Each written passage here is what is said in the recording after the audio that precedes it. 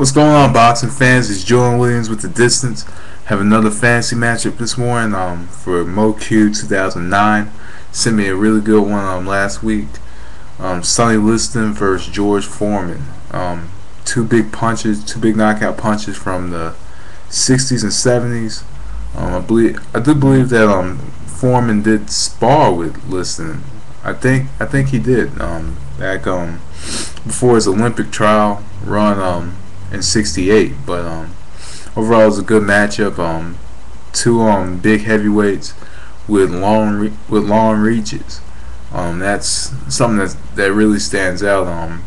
Sonny Liston had an 84-inch reach and George Foreman had a 81, but Foreman was a taller fighter, so Foreman was taller, but Liston had a longer reach. But Foreman if you compare Foreman to Liston, really what a lot of people think about is the fact that they both were big punches, big knockout punches. But the difference between Foreman and Liston was a little more, had a little bit more fundamental, had more fundamental techniques. I thought that Liston was a little more skilled. I thought that Liston did a little more maneuvering, and he did a little more boxing than Foreman did, because Foreman was kind of a swarmer or a slugger. He kind of just stepped in and threw. He would step in and throw, and then he kind of just push you off. Liston was more of a worked more behind his jab, and his jab was set up a lot of his combinations. When I think of Liston was kind of the smarter fighter than Foreman, but I think that Foreman was more powerful. I think that Foreman had more power in the shots than Liston did, but I think that Liston had a much better jab. His jab was, it wasn't always on target. It didn't always land. It wasn't, but at the same time, his jab worked for him. He had big fists as well. He had I think he had I forgot how big his fists were. It was like 15 or something like that. But he had big fists, and he used everything to his advantage. Liston, I think was in better shape as well. He was able to last the full. He was able to last the full 12-round fight, and still hold his own.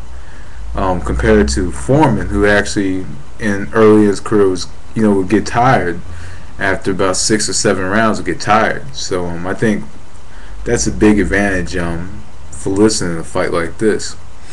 But honestly, in a fight Liston versus Foreman, I think that in the first few rounds, I think that Foreman may come out and just start slugging it out with or trying to slug it out with Liston. But with Liston, I'm not sure if he would be able to push Liston off, or I said piss him off. No, push Liston off the way that he normally pushed off his opponents. Because Liston was a strong fighter, and sometimes Liston was kind of just right there. It's hard. I think it would be hard to push Liston off of him. I think that I think Foreman will come in, throw a bunch of power shots, and but at the same time, I think it would be hard to swarm a Sonny Liston with power shots as well, because Liston does have the ability or the mobility, to give a lot of problems to George Foreman. I think he has problems with George Foreman just because he does have some mobility. Not the best mobility, but he has the mobility that could give Foreman a lot of trouble. And not to mention that at times Liston would throw his jab or throw combinations, and he'd kind of duck and move his head, and Foreman would have a lot of trouble with that. The fact that Liston does move his head after throwing shots, and and after he sets him up with his jab, he's throwing combinations, and he's throwing combinations very fast. You know, I do think that Liston does have problems with fighters that put together quick combinations. Foreman doesn't put together those quick combinations. You kind of see his shots coming, but at the same time, even though you see the shots coming, they do land.